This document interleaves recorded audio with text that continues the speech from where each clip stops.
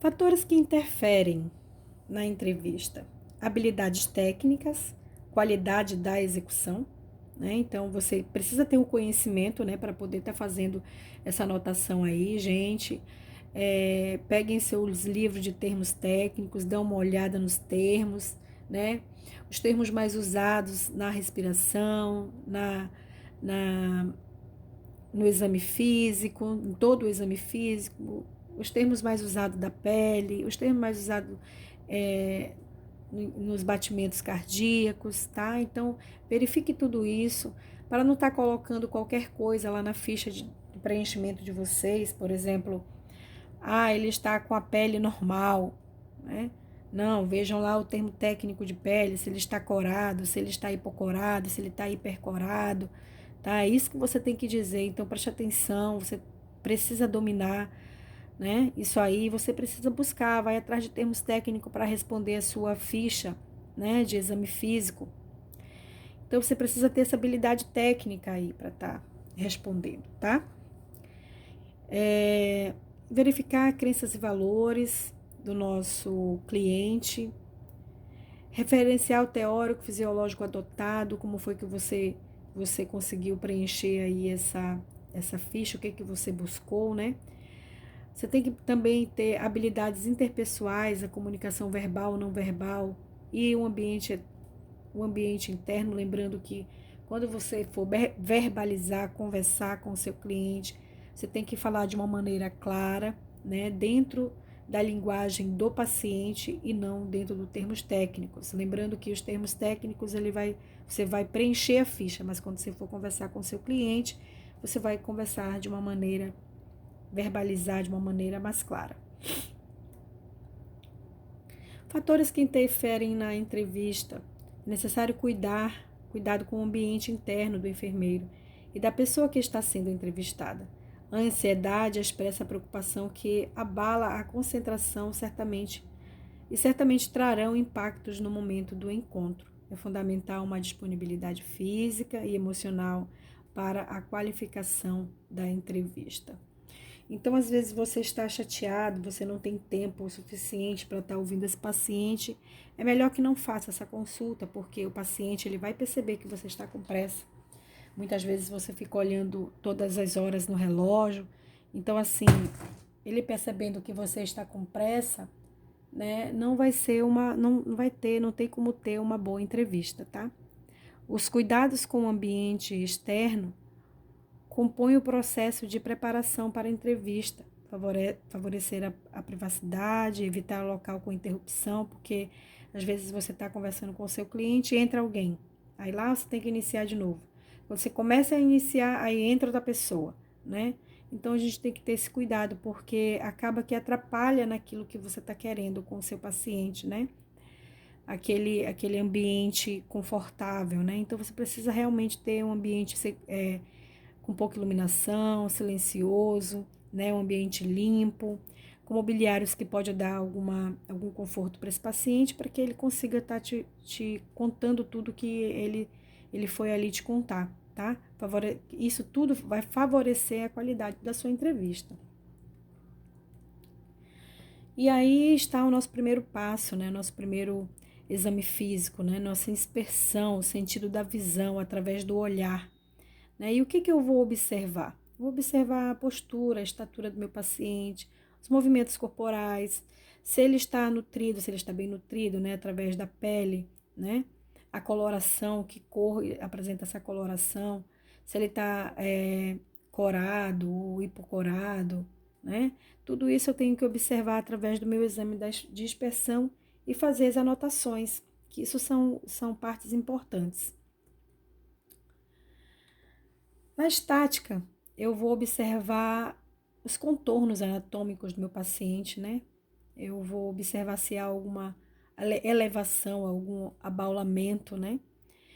Na dinâmica, observo os movimentos do local inspecionado, tá? Através da respiração, posso estar colocando meu paciente deitado e eu vou observar se ele está tendo os movimentos, né, através do abdômen, se está subindo, descendo, né? Então, tudo isso eu posso estar observando aí. Processo contínuo, da palpação e da ausculta, na percussão, o avaliador permanece realizando a inspeção. Então, enquanto você está verificando outras coisas, você continua fazendo. Você não vai, tipo, um exemplo. Eu vou verificar a temperatura do meu paciente. Eu vou verificar só a temperatura. Depois que eu acabar a temperatura, eu vou fazer outra coisa. Não. Enquanto você está verificando a temperatura do seu paciente, você já consegue ver os movimentos respiratórios, tá? Você tem que ter esse cuidado para você não estar falando que você está verificando os movimentos respiratórios, porque ele vai falsificar essa respiração. Então, eu já consigo estar fazendo isso. Enquanto eu estou esperando o meu termômetro, eu já estou verificando em 1 minuto as minhas incursões respiratórias, tá? Atenção especial às expressões apresentadas pela pessoa que está sobre avaliação. Quando você está palpando o seu cliente, às vezes ele sente dor e você nota pela expressão facial, né? Aí você está palpando ele, você vai ver a expressão, né, facial que vai mudar. Então verifique também isso, porque quando você está palpando, tocando o paciente, você também já vai observando outras coisas, né? Se ele está sentindo dor também, ok? Aí tem um paciente, esse paciente no exame de inspeção, eu consigo ver que ele está com ventilação mecânica, né? Eu consigo visualizar, né, que ele está com essa ventilação mecânica, está fazendo uso de oxigênio. Ele está com uma sonda naso, tá? Para alimentação, ele está em posição de Fowler 45 e ele está monitorado também. Então, só no meu exame, só olhando, eu consigo identificar várias coisas no meu paciente, né? Então, esse é o exame de inspeção e esse é um exame muito importante. Aí ele está mostrando como palpar, né? Observamos a textura dessa pele, a espessura, né?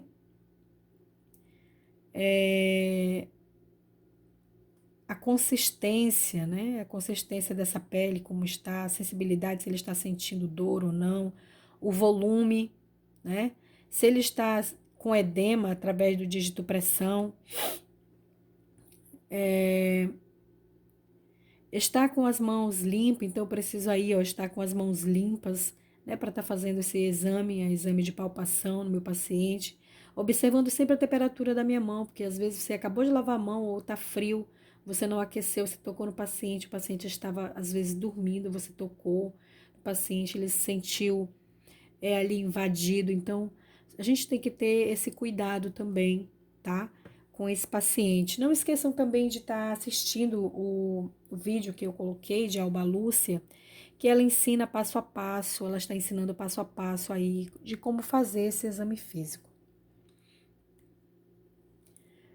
Então, como proceder na palpação? Mão espalmada, né? Ele está mostrando aí as mãos espalmadas, uma sobreposta à outra, né?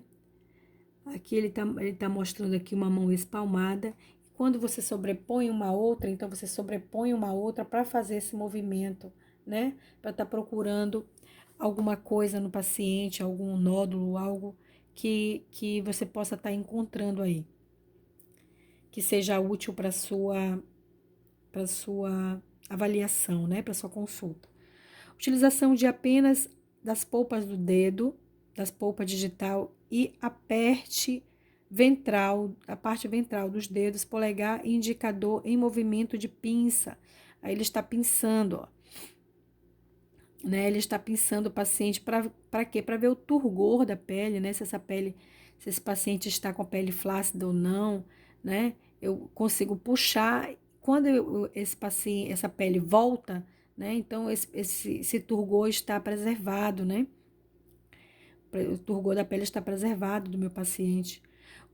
Utilização do dedo, da ponta dos dedos da mão de digitopressão, avaliação da dor e edema, né? Então eu vou apertar, né? Apertar no meu paciente, verificar se ele está tendo algum tipo de edema, né? Através da pressão.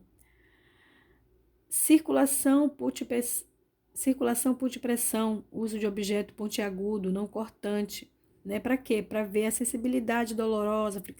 Eu posso também estar usando aí o algodão, né? Uma bola de algodão, para saber a sensibilidade tátil. Então, eu venho com um objeto pontiagudo, né? No pé do paciente, né?